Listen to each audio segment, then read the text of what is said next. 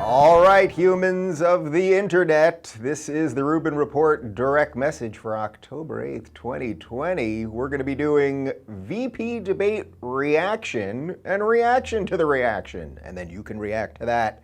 We'll also be talking about how Donald Trump has now announced that he will not take part in the next debate because they just announced basically out of nowhere that they want this thing to be virtual. So I saw this morning, and I have some thoughts on that, and I think he's probably sort of kind of making the right move, but there's definitely some pitfalls on that.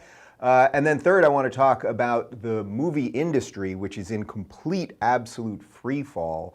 And Regal movie theaters, which I'm sure you guys have all been to Regal movie theaters. When I was growing up, we would go to the Regal triplex.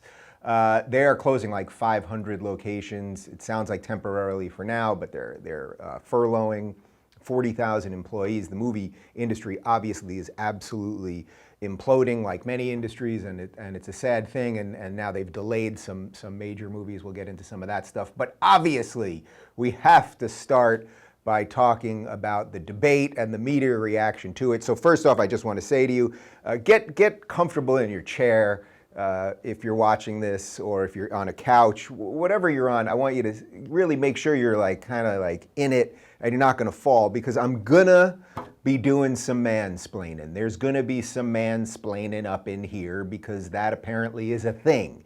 If you are a man and apparently you react to a woman in any way, you are mansplaining. You are somehow misogynistic, and by reacting to a woman, you are automatically mansplaining. That is a new thing. I just like to say, for the record, if you're a man and you use the phrase mansplaining unironically, I'm fairly certain you're a eunuch and somebody took your testicles, and you should find that person and try to get your testicles back. And then I don't know who you go to get your testicles reattached.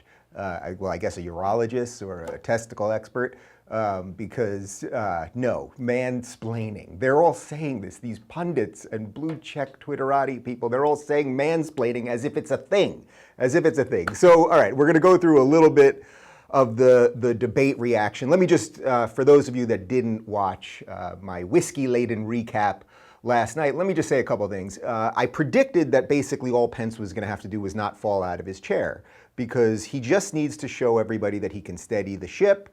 Trump's 74, if he got sick, he just had corona, if something happened to him, whatever it might be, that he's there to just make everybody feel like, oh, the wheels aren't going to fall off this thing, we ain't going over the cliff. I think not only did he do that, I think he actually did a better job at that. And I will say also that it's not as if I don't have political disagreements with Mike Pence. I absolutely have political disagreements with Mike Pence. If Mike Pence was to read my book, Don't Burn This Book, Mike Pence would come away thinking that we have some serious political disagreements. Mike Pence and I disagree on abortion. I'm begrudgingly pro-choice. I believe that a woman should have a right to choose for that first trimester, and I go into my explanation on that in the book. Mike Pence is absolutely pro-life. That is a massive political difference that I have with the vice president, right? Mike Pence, as far as I know, well, certainly personally is not for gay marriage, and I suspect he wishes that it was not the law of the land. It is the law of the land. I haven't heard him say one thing in the last 3 years that would imply that he wants to reverse it as the law of the land, and that would also mean a Supreme Court decision which would reverse a Supreme Court decision, which is obscenely rare, absurdly rare, and also the Supreme Court doesn't take rights away from people, and it would open up such a crazy Pandora's box that I really do believe that the ship has sailed on this. And by the way, the vice president doesn't make laws, right? He doesn't make laws. The president really isn't supposed to make laws either. We have a whole other branch, that legislative branch, that doesn't do much, but they're the ones that are supposed to do it. But the point is, I have some disagreements with Pence, so I'm not sitting here saying Pence is the greatest guy in the world or anything else, but I will tell you this, he obviously is a competent vice president. He did a nice job, I thought, in defending the president, but putting all the issues aside for a minute, he was completely respectful of Kamala Harris. I don't think there was a moment where he wasn't respectful. Did he jump in a little bit? Yeah. Did she jump in a little bit? Yeah. And by the way, it's a debate. And what's supposed to happen in a debate, these things are very, plastic package debates where I'm going to give you 2 minutes to talk uninterrupted and you get 2 minutes to talk uninterrupted. And then you can talk for a second and then you can talk for a second. I mean, that's not a debate. Like, we should basically be doing this, as I've been saying, as a Thunderdome idea. 2 men enter, or women, whatever it is. Sorry for the mansplaining. 2 human beings, regardless of genitalia, enter and 1 leaves. That's what we should be doing with this thing. Let them battle it out. We almost don't need rules. I would say to them, whoever it is, VP debate, regular debate, I would say you guys got 2 hours. Get up there, and you know what? You could have 1 rule. You need, I think, probably 1 rule, which is, you can do 15 minutes on this topic, 15, whatever it is, something like that. But basically no rules, and let them go at it. These prepackaged things, it's just, again, it's the end of television, it's the end of media, it's the end of old politics. We're watching these calcified systems that don't really work anymore, and we're really at the end of it. And I am very hopeful that 4 years from now, we're gonna have a very, very different world, because I think the media will have completely imploded. I think the political system, in large part thanks to Trump for just driving a train through the whole thing, will have brought out a much more interesting, intellectually diverse set of people on the right, and God only knows what's gonna happen on the left. But anyway, that's why I'm hopeful. So they were both respectful of each other. Well, no, I can't say that. Pence was respectful of Kamala. Was Kamala respectful of him? I mean, there are a lot of moments where he just tries to jump in with just nothing, like really nothing. Like, this isn't an angry guy. This isn't a showboater. Like, is this a guy that you'd really be at a party with? Like, man, that guy's fun. No, obviously not. He's not there for that.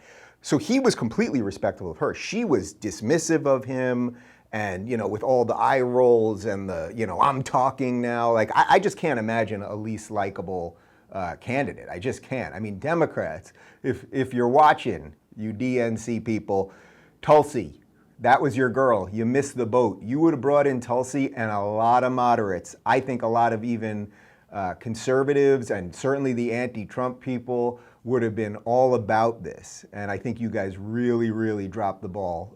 Tulsi, she's anti-war. She doesn't believe the government should absolutely do everything. She's not into identity politics. I had her on the show. We have some disagreements too, but like, that was the road. But instead they went with this like robotic, deeply unlikable person, and it has nothing to do with her skin color or her gender. Media Matters clipped a thing of me last night implying that I don't like her because she's a woman. And it's like, you people are just pathetic losers. And by the way, when they clip things, when these companies, these nonprofits, these very well-funded nonprofits, when they go after people, what they're trying to do is get a mob going so that they can cancel somebody. But I'll talk to you directly, Media Matters. I'm my own boss. I'm my boss. The chances that I fire myself are very slim. What meeting could I have? Dave, you're gonna have to come in. We have to talk about this. And I'm gonna go, Dave, really? Like, I'm not firing myself. So keep it coming though. It's good PR.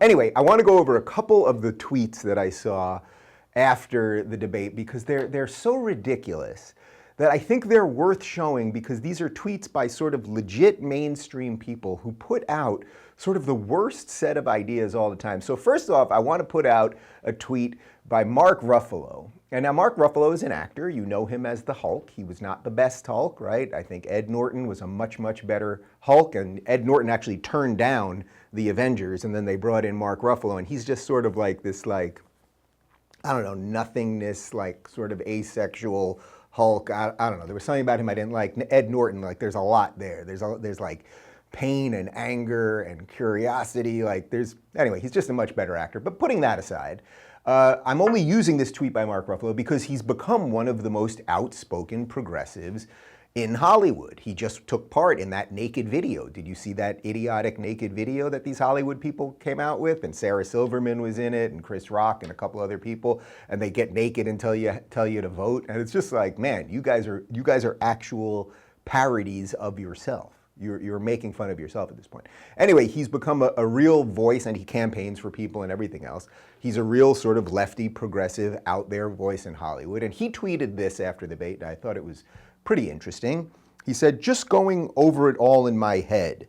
The way Mike Pence constantly interrupted and spoke over Kamala Harris was the prime example of white male supremacy and its common dismissal and disrespect for black women.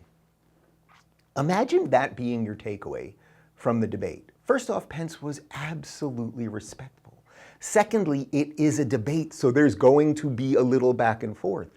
Thirdly, I believe all people are equal. So if all people are equal, I assume that's what you actually believe, Mark Ruffalo. If that's what you believe, well then a white man and a black woman can have an interaction. And sometimes he's gonna speak over her and sometimes she's gonna speak over him. And by the way, that's exactly what happened. If anything, she was far, far, far more dismissive of him than he was of her. But the line in there that's really incredible is that he says this is the prime example of white male supremacy. Now, we keep being told we live in a white supremacy nation, that Trump supports white supremacists, that there's a group of people out there who want white people to reign supreme. Now, if slightly and occasionally speaking over a black woman is white supremacy, well then, I don't think white supremacy is much of a big deal. And I think you don't even think so, Mark Ruffalo. He said it's a prime example of white supremacy. But it's nothing. The thing is, it's absolutely nothing. It's a debate. It's a place where two people are supposed to argue.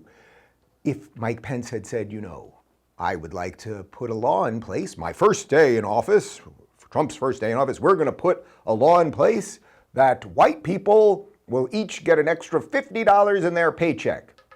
That would be an example of white supremacy. White people are going to have special laws and white people are going to get Netflix for free.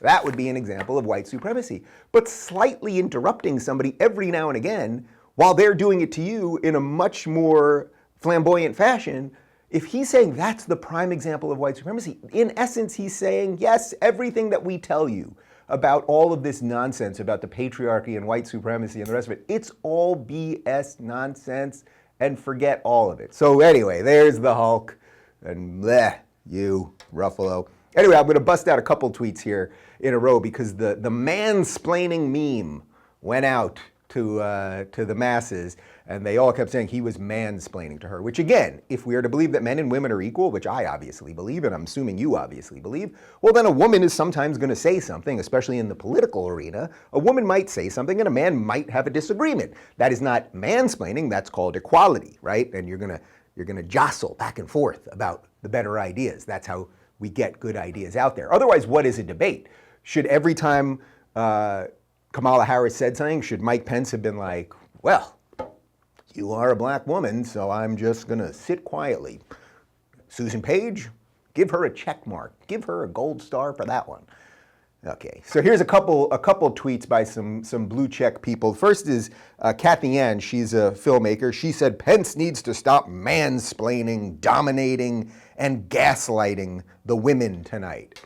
There's a lot there. You got my feelings on the mansplaining part of it, but the gaslighting is when, in effect, it's a phrase that sort of was born online because it's the idea that you go sort of so over the top with your response to somebody that it burns down the whole house. So instead of making like a cogent point, if you're arguing with somebody, instead of making like just a sensible point, you gaslight them, meaning you just say something so crazy or so over the top that you've just destroyed the whole thing. Does that seem like what quiet Mike Pence, who barely moves when he speaks and is respectful and nice and actually looked at her, did that seem like he was gaslighting? I don't think so, Kathy. All right, Dan Rather, the disgraced former CBS news anchor, but you'd think, he could probably make a cogent point. The guy's been, in the public eye for 40 years. He's covered countless presidential debates, vice presidential debates, everything else. He said, I don't think VP Pence's mansplaining and over-talking is doing a lot to narrow the gender gap, unless it's also turning off more men as well. I mean, there's just so much nonsense in there. The gender gap also doesn't exist. It's based on choices. You're not going to believe this, but men and women choose different careers based on different factors. It's crazy. It's crazy. It's not that companies are looking to go, how can we screw the women? It's just not a thing. And if you want more on that, I would recommend checking out a PragerU video by Christina Hoff Sommers on the gender pay gap. Charlotte Clymer, who's formerly of the Human Rights Campaign, she had a doozy, and she consistently doesn't matter. She said, there is no woman, and I mean no woman, who could have done better than Kamala Harris tonight.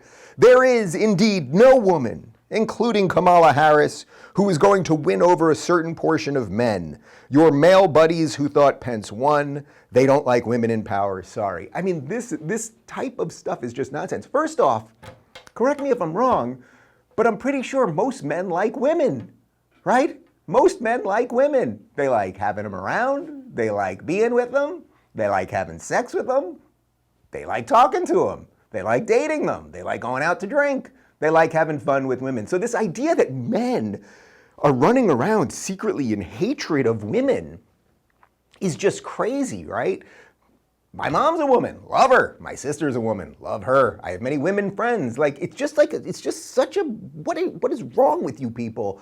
But okay, so your male buddies who thought Pence won, they don't like women in power, sorry.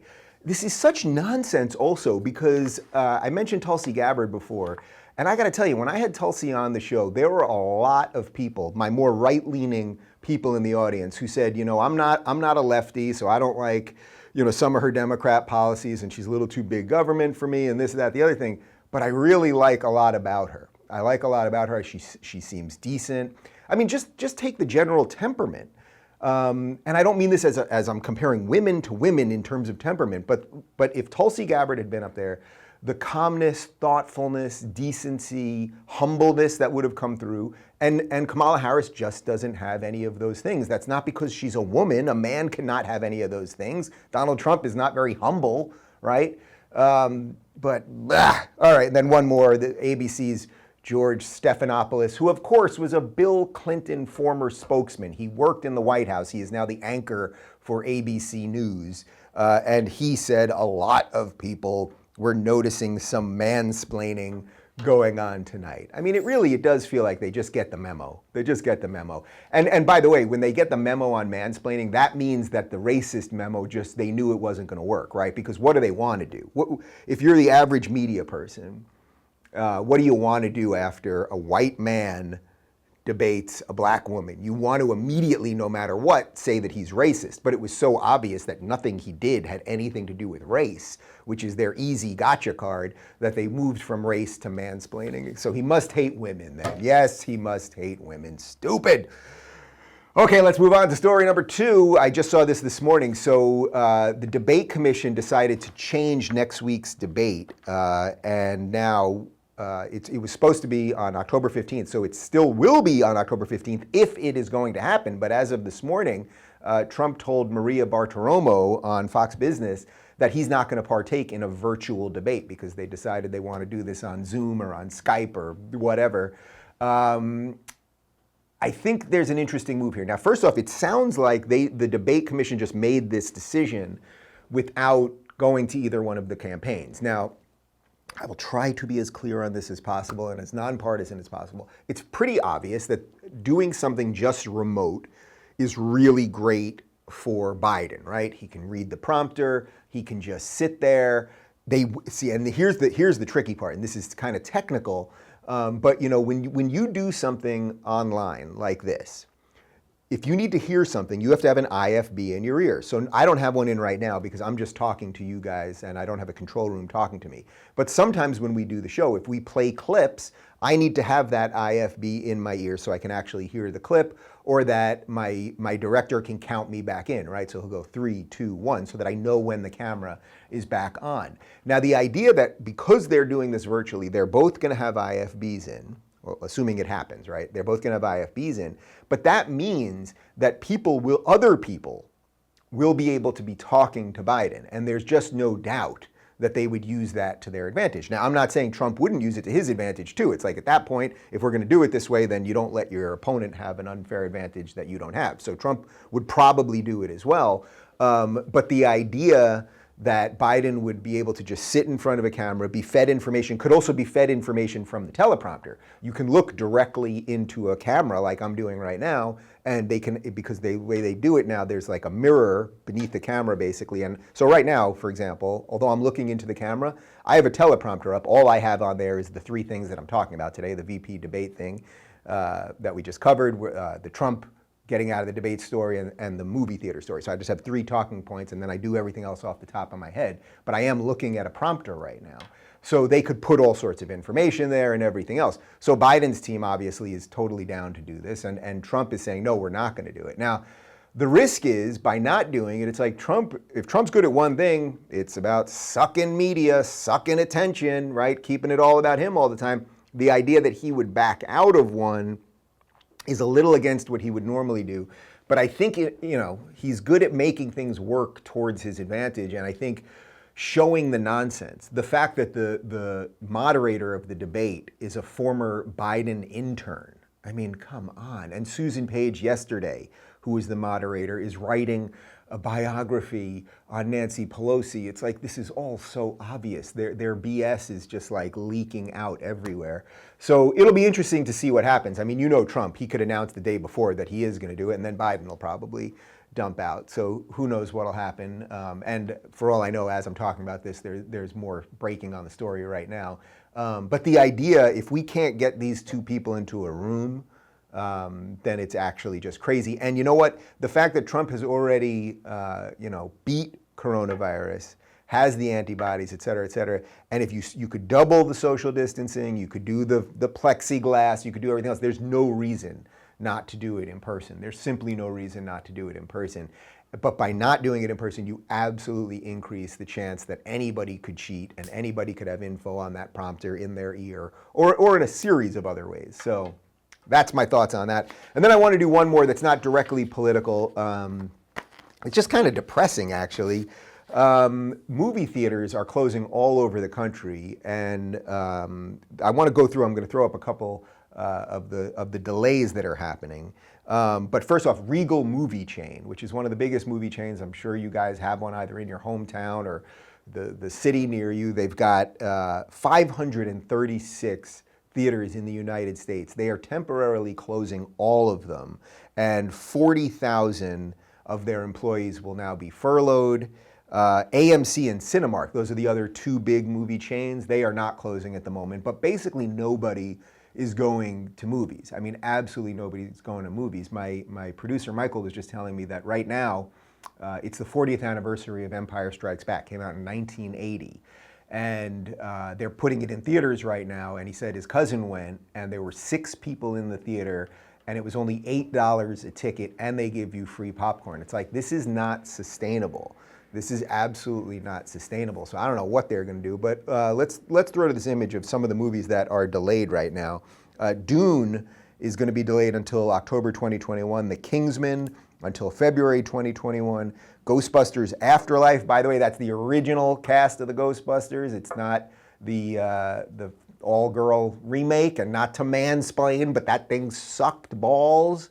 That sounded like mansplaining, but it wasn't. That the movie just sucked. It just was not funny. This is going to be with Bill Murray and Dan Aykroyd, etc. That will come out in March of 2021. No Time to Die, which is the next Bond movie, April 2021. A Quiet Place Part 2, April 2021. That's going to be a big month, apparently. Black Widow, May 2021, and then the interesting one is Wonder Woman 1984 is going to be direct on demand. I don't have the date on that, but that is kind of interesting because I think it was supposed to come out this summer. I think it was originally coming out maybe in June, and then they delayed it to August, and they're going to try this thing direct on demand. I have a feeling it's going to absolutely crush it. And if it does crush it, right, like, because everybody's home trying to find things to watch, like there's just nothing left. I started watching Cobra Kai on Netflix, which is actually pretty good. Like, they somehow figured out how to take Karate Kid and just like remake it in a way that like actually feels fun and self-aware and it's cheesy but not ridiculous. Anyway, everyone's trying to find things to watch, and I'm sure you guys are going through this too. You go on iTunes and you're looking at what's new, and it's just all like B-movie crap. And then they randomly throw in other things that the algorithm just wants you to watch. They just push it up there for you. And like everyone's out of things to watch. We're just all watching things that we've seen already. So the idea that Wonder Woman's gonna come out, it's like everybody at home that weekend is gonna go, okay, I'll buy it for, let's say they charge $19.99 or something. And it's like, if 5 million people do that, and it costs 20 bucks, well, now they've got 100 million bucks. Now, I don't know how much they intend on doing that. 5 million people, by the way, would be a very low number for people to see the movie, because then, you know, the problem with buying the movie is that if you go to a theater with a family, you know, it's 12 bucks a ticket, you got 5 people, you're at 60 bucks, something like that. But now if you can do it at home, it's one-time fee of $19.99, 5 people are there, or you can invite other people over. So they're gonna have to figure out, I mean, I feel like it's a little bit of a test of the economics. Like they're just testing out, okay, can we release big things at home? Can they actually work? How much money are we gonna make? How much money are we gonna lose? But beyond that, I mean, just this idea, it's like going to the movies is one of the prime things where we get to be people with each other. Like we don't have a lot of things anymore because of the way we're trapped online, where we can have like a communal experience with somebody. I mean, you guys know I was very frustrated with the last series of Star Wars, but going to the theater and being there with the people when they're, you know, laughing, when they're crying, when they're, you know, just whatever that emotion is, forget Star Wars. When you go to a movie that you have some sort of reaction, and being in a room with people, when you feel that, you feel the silence, like we're losing all of those things, and we need those communal spaces, which, you know, yesterday I talked about the NBA ratings crashing. And it's like, we need those things to be able to go to a basketball game, to be able to go to a movie theater, to escape politics, to realize that you're with other human beings, to look at people and see that they can smile instead of wearing a mask on their face. Like we're losing something. The good old days are basically January, and something seems very wrong about that, and we got to figure it out. Anyway, people, that is the direct message for today, October 8th, 2020. I did all the mansplaining I can do, but maybe I'll do a little more mansplaining later. We have girls coming over later tonight, and I'm going to talk to them and treat them as equals, and we'll see how it goes. I think it's going to be okay. I'm going to do the cooking, actually. So there's your mansplaining for you. Anyway, thanks for watching, everybody, and we'll be back on Tuesday.